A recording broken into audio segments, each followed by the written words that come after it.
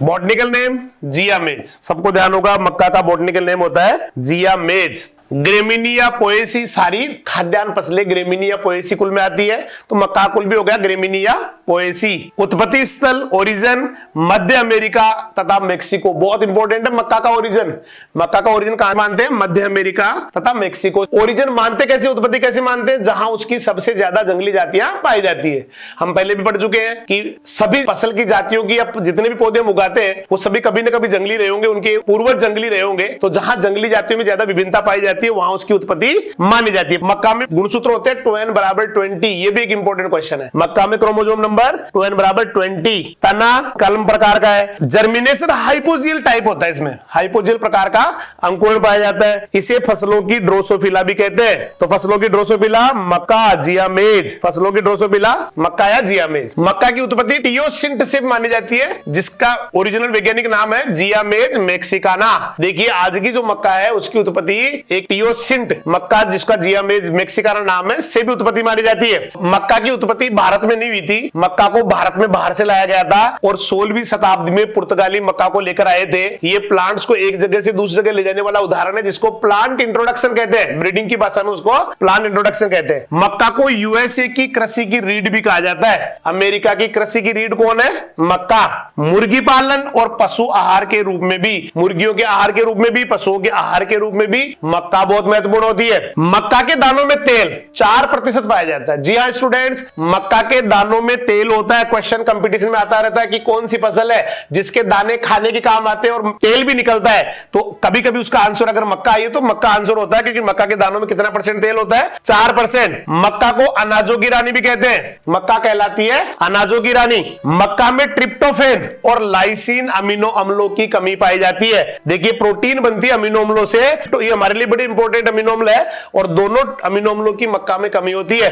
तो मक्का में कौन कौन से अमीनो अम्ल की कमी होती है? Tryptophan, lysine. मक्का में किस किस अमीनो अम्ल की कमी होती है? ट्रिप्टोफेन और लाइसिन की। मक्का C4 प्लांट होता है। C4 प्लांट का मतलब है जिसका प्रकाश संश्लेषण का पहला स्थायी यौगिक 4 कार्बन का हो। तो मक्का में 4 कार्बन का पहला स्थायी यौगिक होता है OAA, ऑक्जेलो एसिटिक अम्ल। फिर से देखिए मक्का को C4 प्लांट कहते हैं क्योंकि C4 प्लांट्स में प्रकाश संश्लेषण का पहला स्थायी यौगिक 4 कार्बन का यौगिक होता है और 4 कार्बन का यौगिक है यहाँ ऑक्जेलो एसिटिक अम्ल। जबकि C3 प्लांट्स में प्रकाश संश्लेषण का पहला स्थायी यौगिक 3 कार्बन का यौगिक होता है PGA, फास्फोग्लिसरिक अम्ल। इसके साथ ही मक्का पर परागित फसल है, मींस क्रॉस पोलिनेटेड क्रॉप है, एक से दूसरे परागण होने वाली फसल है। मक्का के दानों में 10% प्रोटीन पाई जाती है, 4% वसा पाई जाती है और 66% कार्बोहाइड्रेट पाया जाता है। फिर से देखिए मक्का के दानों में 10% प्रोटीन, 4% वसा और 66% कार्बोहाइड्रेट पाई जाती है।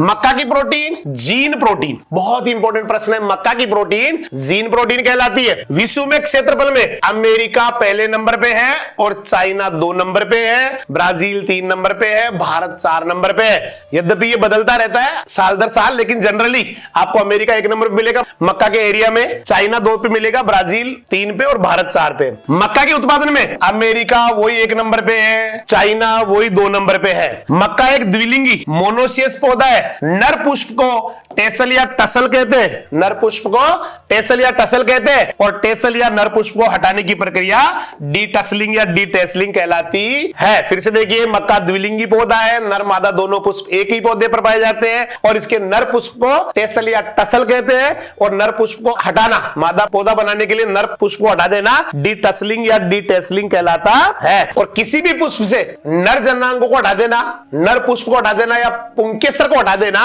इमास्कुलेशन कहलाता है। बहुत इंपॉर्टेंट प्रश्न है। द्विलिंगी पौधा और उसको केवल मादा रखना है तो उसके नर पुष्पों को हटाना, पुंकेसरों को हटा देना इमास्कुलेशन कहलाता है। मक्का में मादा पुष्प को बोलते हैं सिल्क, नर को बोल रहे थे टेसल या टसल और पुष्प आना, मादा पुष्प आना, सिल्क का आना सिल्किंग कहलाता है। मक्का को रबी में बोते हैं, खरीफ में बोते हैं, जायद में बोते हैं, तीनों ऋतुओं में बोई जाती है मक्का। फिर से देखिए मक्का को रबी में बोते हैं, खरीफ में बोते हैं, जायद में भी बोते हैं। राजस्थान में प्राय खरीफ में उगाई जाती है मक्का, परंतु दक्षिणी राजस्थान, बहुत इंपॉर्टेंट प्रश्न, साउथ राजस्थान जिसमें बांसवाड़ा आ गया, डूंगरपुर आ गया, उदयपुर आ गया, चित्तौड़ आ गया, ये रबी में भी उगाते हैं मक्का को। तो मक्का जनरली खरीफ में बोई जाती है, लेकिन दक्षिणी राजस्थान के बांसवाड़ा, डूंगरपुर, उदयपुर और चित्तौड़गढ़ में रबी में भी उगाई जाती है। मक्का में ओपेक 2, फ्लोरी 2 दो जीन पाए जाते हैं। मक्का में कौन कौन जीन पाए जाते हैं? ओपेक 2, फ्लोरी 2, मक्का के जीन ओपेक 2, फ्लोरी 2। मक्का अनुसंधान निदेशालय, डायरेक्टरेट ऑफ मेज रिसर्च, नई दिल्ली में स्थित है। मक्का अनुसंधान निदेशालय नई दिल्ली में स्थित है। मक्का साइलेज बनाने के लिए सबसे बढ़िया फसल है, बहुत मोस्ट क्वेश्चन है। साइलेज का मतलब होता है हरे चारों को हरी की हरी अवस्था में ही संरक्षित रखना, और साइलेज बनाने के लिए सबसे बढ़िया होती है मक्का। 2 नंबर पे आती है ज्वार, तो साइलेज मक्का ज्वार, साइलेज मक्का ज्वार। साइलेज क्या बताया मैंने? हरे चारे हरी की हरी अवस्था में ही सुरक्षित रखे जाते हैं, संरक्षित रखे जाते हैं, साइलेज कहलाते हैं। और साइलेज बनाने के लिए सबसे बढ़िया फसल होती है मक्का। साइलेज के लिए सबसे अच्छी फसल कौन सी होती है? मक्का। 2 नंबर पे आती है ज्वार। मक्का की माधुरी किस्म स्वीट कॉर्न होती है, स्वीट कॉर्न की किस्म होती है। मक्का की माधुरी किस्म किसकी किस्म है? स्वीट कॉर्न की, स्वीट मक्का की, मीठी मक्का की। मक्का में परागण क्रिया 7 दिन में पूरी हो जाती है। मक्का में परागण होने में कितने दिन लगते हैं? 7 दिन लगते हैं। मक्का की अच्छी बुआई के लिए डिबलिंग विधि सबसे अच्छी होती है। क्या होती है डिबलिंग विधि? जिसमें डिबलर के द्वारा बुआई होती है। ये जिस तरह का पैन होता है, इसी तरह से काफी बड़ा सा एक खूंटा सा होता है, जिससे गड्ढे से करके उसमें बीज डाल देते हैं, उसको डिबलर मशीन बोलते हैं और इस क्रिया को बोलते हैं डिबलिंग विधि। तो मक्का की बुआई की सबसे बढ़िया विधि कौन सी हो जाएगी? डिबलिंग। मक्का एक प्रोटो एंड्री पौधा है। प्रोटो मींस पहले, एंड्री नर के लिए शब्द आता है, एंड्रोसियम के लिए। तो नर जन्नांग पहले पक जाता है, इसलिए इसको बोलते हैं प्रोटो एंड्री। नर पुष्प पहले परिपक्व हो जाता है, नर जन्नांग पहले परिपक्व हो जाते हैं, मादा जन्नांग बाद में परिपक्व होता है। तो मक्का एक प्रोटो एंड्री फसल है, मींस नर जन्नांग पहले विकसित हो जाते हैं, परागकण पहले बन जाते हैं, और मादा जन्नांग या बीजांड बाद में विकसित होता है। अब पढ़ेंगे क्लासिफिकेशन ऑफ द मेज। सबसे पहला है फ्लिंट कॉर्न। फ्लिंट कॉर्न का वैज्ञानिक नाम होता है जिया मेज इंडुरेटा। फ्लिंट कॉर्न का वानस्पतिक नाम क्या हो गया? जिया मेज इंडुरेटा। और भारत में सबसे ज्यादा उगाई जाती है flint corn, flint corn, flint corn. Flint corn का वानस्पतिक नाम जिया मेज इंडुरेटा।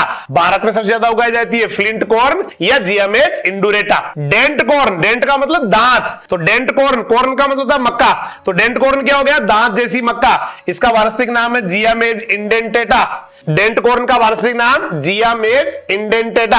दाने दांत की तरह होते हैं। मक्का के दाने कैसे लगते हैं? इसमें दांत की तरह। और अमेरिका में इसको ज्यादा उगाते हैं, अमेरिका में ये ज्यादा प्रचलित है। स्वीट कॉर्न, मीठी मक्का, जिया मेज सेकेरेटा। ये मक्का अन्य की अपेक्षा मीठी होती है, इसलिए इसके भुट्टो को पकने से पहले तोड़ के सेक के खा लेते हैं। तो स्वीट कॉर्न, जिया मेज सेकेरेटा, मीठी मक्का, जिया मेज सेकेरेटा। मीठेपन का कारण होता है एसएच जीन। स्वीट कॉर्न में मीठेपन का कारण है SH gene. Number 4 popcorn. Popcorn तो सबने खाए होंगे, खीले बोलते हैं, हमारे यहाँ लोकल लैंग्वेज को फूलिया बोलते हैं, इसकी फूलिया बनते हैं, खीले बनते हैं, पॉपकॉर्न बनते हैं। इसका वानस्पतिक नाम होता है जिया मेज इवर्टा। पॉपकॉर्न मक्का का नाम जिया मेज इवर्टा। ये कॉर्न फ्लेक्स बनाने में, पॉपकॉर्न बनाने में, चिप्स बनाने में काम आती है।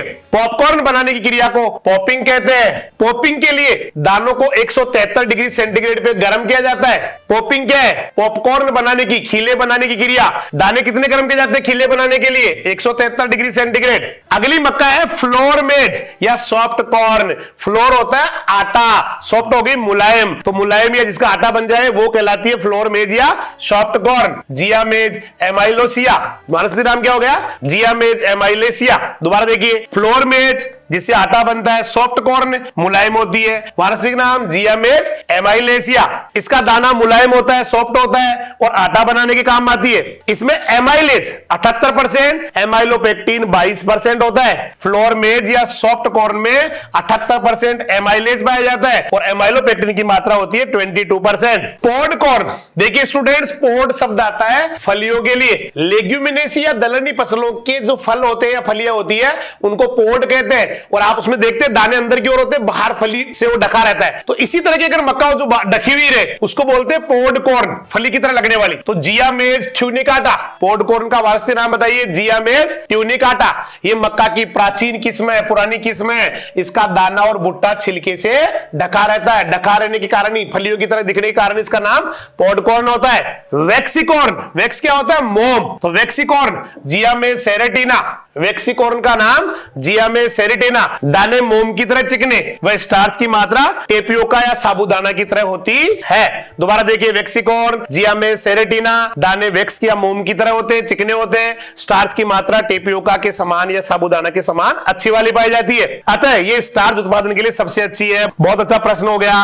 वेक्सिकोर्न या जियामेज सेरेटिना को स्टार्च उत्पादन के लिए ज्यादा काम में लेते हैं। ये चीन में उगाई जाती है, सबसे ज्यादा कहां उगाई जाती है? चीन में। मक्का में जड़ें, मक्का में 3 प्रकार की जड़ें होती है। पहली है सेमिनल रूट्स या सेमिनल जड़ें, दूसरी होती है क्राउन रूट्स और तीसरी होती है प्रॉप रूट्स या एरियल रूट्स। डायग्राम इसका दिया हुआ है। ये प्रॉप रूट्स होगी जो सहारा देती है, अंदर निकलने वाली क्राउन रूट्स हो गई और फाइनली जो होती है वो सेमिनल रूट्स हो गई। जलवायु, मक्का के लिए जलवायु या क्लाइमेट चाहिए गरम मौसम मक्का के लिए अच्छा होता है। सबसे बढ़िया इसके लिए तापमान होता है 24 से 30 डिग्री सेल्सियस। तो गर्म मौसम 24 से 30 डिग्री सेल्सियस तापमान, 24-25 से लेकर 30 ये बेस्ट तापमान होता है हर इंसान के लिए, हर गाय भैंस कुत्ते बिल्ली ऊंट सभी पेड़ पौधों के लिए। तो इसके लिए भी आदर्श वाला तापमान वही है 24 से 30 डिग्री सेंटीग्रेड और गर्म मौसम चाहिए। मृदा, उपजाऊ दोमट मिट्टी ज्यादा बढ़िया है जिसका पीएच मान हो 5.5 से 7.5। पीएच कितना होना चाहिए? 5.5 से 7.5। आप पढ़ेंगे मक्का की वेराइटीज, इंप्रूव्ड वेराइटीज, उन्नत किस्में। तो सबसे पहले संकर मक्का की किस्में पढ़ने वाले हैं। डक्कन 103, कौन सी? डक्कन 103 संकर मक्का, गंगा सफेद 2 संकर मक्का, गंगा 5 संकर मक्का, गंगा 101 संकर मक्का, पूसा संकर 2 शंकर मक्का, रणजीत संकर मक्का, हाई स्टार्च संकर मक्का, BL 54 संकर मक्का, संगम संकर मक्का और हिम 123 भी संकर मक्का। तो हम फिर से याद करेंगे, डक्कन 103 संकर मक्का, गंगा सफेद 2 संकर मक्का, गंगा 5 संकर मक्का, गंगा 101 संकर मक्का, पूसा संकर 2 संकर मक्का, रणजीत है संकर मक्का, हाई स्टार्च भी संकर मक्का, BL 54 संकर मक्का, संगम भी है संकर मक्का, हिम 123 संकर मक्का। ये हाइब्रिड वैरायटीज है मेज की। आप पढ़ेंगे संकुल, ओपन पोलिनेटेड किस्मों को संकुल किस्में बोलते हैं। संकर किसे बोलते हैं? जो 2 के क्रॉस से तैयार होती है। संकुल किसे कहते हैं? जो मुक्त परागित होती है, जिनमें परागण अपने आप होता है, फ्री होता है या ओपन पोलिनेटेड होती है। कौन कौन सी किस्में है जो संकुल है? सबसे पहली है अंबर, अंबर संकुल मक्का, किसान संकुल मक्का, विक्रम संकुल मक्का, जवाहर संकुल मक्का, सोना संकुल मक्का, विजय संकुल मक्का, अगेती 76 संकुल मक्का, प्रताप है संकुल मक्का, तरुण है संकुल मक्का, नवजोत संकुल मक्का, नवीन संकुल मक्का, माही कंचल संकुल मक्का, माही ध्वल है संकुल मक्का। फिर से देखिए, अंबर है संकुल मक्का, किसान है संकुल मक्का, विक्रम है संकुल मक्का, जवाहर संकुल मक्का, सोना है संकुल मक्का, विजय संकुल मक्का, अगेती 76 संकुल मक्का, प्रताप है संकुल मक्का, तरुण है संकुल मक्का, नवजोत है संकुल मक्का, नवीन भी है संकुल मक्का, माही कंचन संकुल मक्का, माही द्वाल संकुल मक्का। अब पढ़ेंगे सफेद किस्में, मक्का की सफेद किस्में। गंगा 4 सफेद मक्का 1971 में निकाली गई। गंगा 4 सफेद मक्का, गंगा सफेद, सफेद मक्का, हाई स्टार्च भी सफेद मक्का। पीली संकर किस्में, डक्कन 101 पीली संकर, BL 54 पीली संकर, गंगा 5 पीली संकर, गंगा 3 है पीली संकर,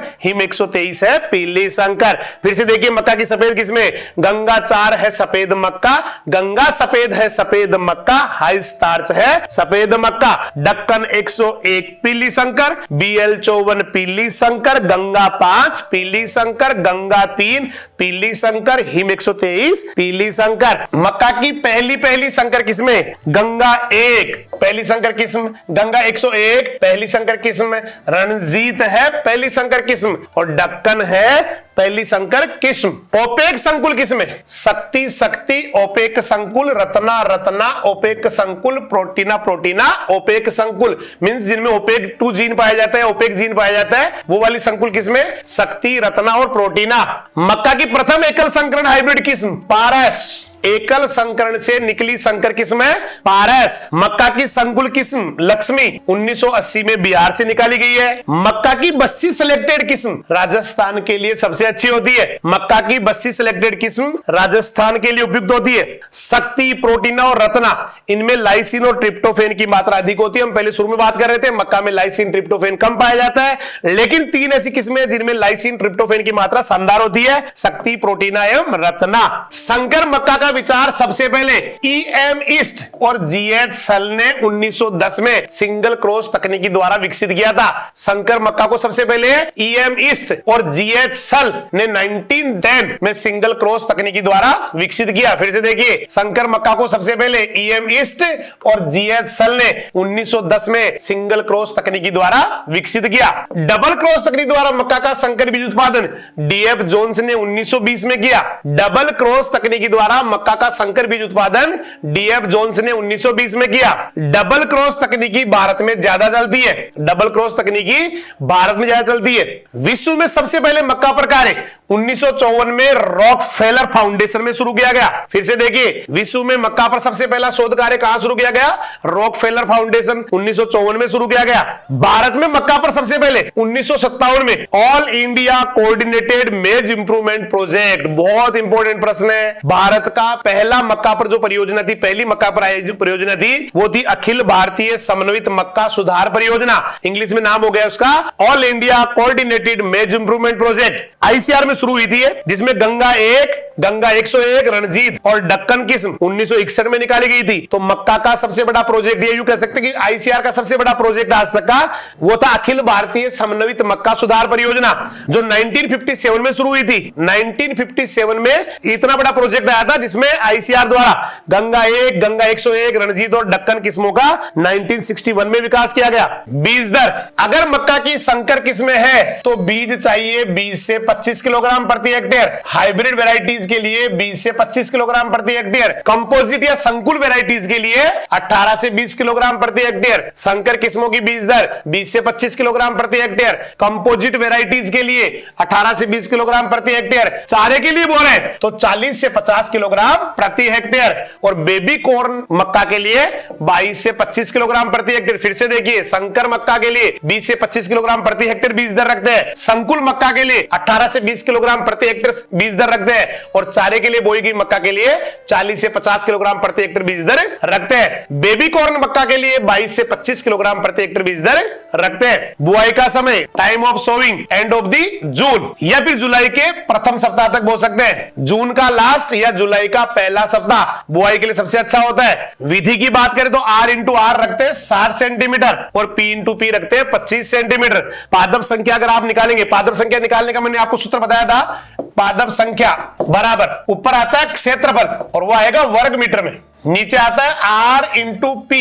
R for row to row distance या distance between row to row, ये मीटर में आएगी लेकिन, और ये प्लांट टू प्लांट डिस्टेंस ये भी मीटर में आएगी। अगर इस सूत्र के हिसाब से आप रखें तो यहां पर 60 सेंटीमीटर, क्षेत्रफल कितना हो गया?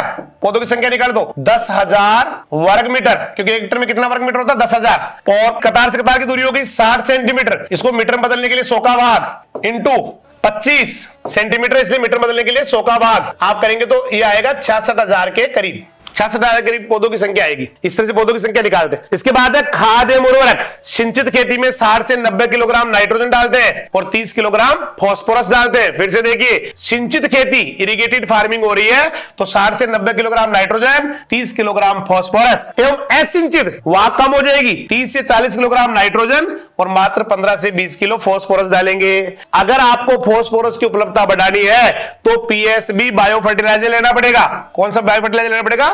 PSB, फॉस्फोरस सोल्यूबलाइजिंग बैक्टीरिया, इनका कल्चर लेना पड़ेगा। इसके लिए बीजों को बुआई से पहले 3 पैकेट प्रति हेक्टेयर फॉस्फोबैक्टीरिन कल्चर से उपचारित करना चाहिए। क्यों कर रहे हैं फॉस्फोबैक्टीरिन कल्चर से? फॉस्फोरस की उपलब्धता बढ़ाने के लिए। ये PSB क्या करते हैं? फॉस्फोरस सोल्यूबलाइजिंग बैक्टीरिया क्या करते हैं?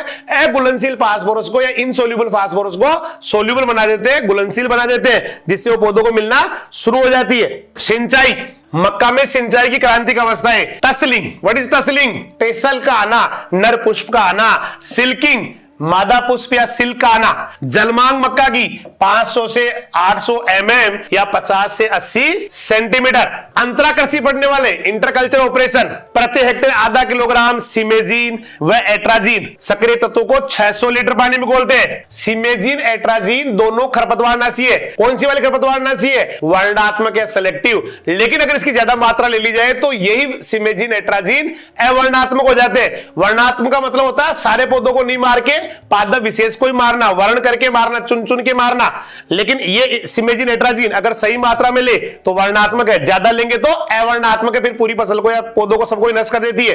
तो कितना लेंगे अंतराकृषि करने के लिए? आधा किलोग्राम 0.5 किलोग्राम सिमेजीन व एट्राजीन 600 लीटर पानी में घोल के मक्का की कतारों में छिड़क देते हैं, खरपतवार नष्ट हो जाएंगे। पादप संरक्षण सफेद लट लगती है, तना छेदक लगता है मक्का, ये दोनों मक्का के प्रमुख कीट है। फिर से देखिए प्लांट प्रोडक्शन में सफेद लट मक्का का प्रमुख कीट है, तना छेदक मक्का का प्रमुख कीट है। प्रमुख रोग सबसे पहला है डाउनी मिल्ड्यू, तुलासीता रोग। ये कवक से होता है, पेरेनोस्पोरिलेज मेडिस। दोबारा देखिए डाउनी मिल्ड्यू या तुलासीता रोग, इसका इंपोर्टेंट रोग है जो पेरेनोस्पोरिलेज मेडिस नामक कवक से होता है। कुछ किस्में जिनमें नहीं लगता है, गंगा 11 की बुआई कर सकते हैं आप, इसमें डाउनी मिल्ड्यू या तुलासीता रोग नहीं लगता है। अगली बीमारी है श्वेत कलिका, ये एक विकार है, बीमारी नहीं इसको विकार बोलेंगे, और ये जिंक की कमी से होता है, बहुत ही मोस्ट है। जिंक की कमी से धान में खेरा हो रहा था और जिंक की कमी से मक्का में व्हाइट बट डिजीज हो रही है, श्वेत कलिका रोग हो रहा है। धान में पड़ा था जिंक की कमी से खेरा रोग और मक्का में होता है जिंक की कमी से श्वेत कलिका रोग या व्हाइट बट डिजीज। और इसको रोकथाम के लिए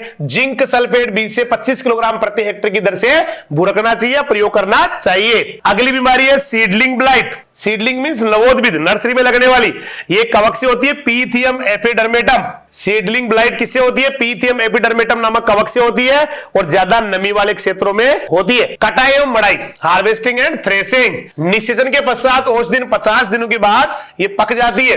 निषेचन होने के 50 दिन बाद मक्का पक जाती है। सूखे हुए भुट्टों और दानों और गुली को मेज सेलर से अलग कर लेते हैं। दाने अलग करने के लिए मेज सेलर काम में लेते हैं। उपज, संकर किस्मों से 40 क्विंटल मक्का मिलती है, संकर किस्मों से 40 क्विंटल मक्का मिलती है और संकुल किस्मों से 30 से 40 क्विंटल मक्का मिलती है। भंडारण, 8 से 10% जब बीजों में नमी रह जाए तो उनका भंडारण कर लेना चाहिए। धन्यवाद।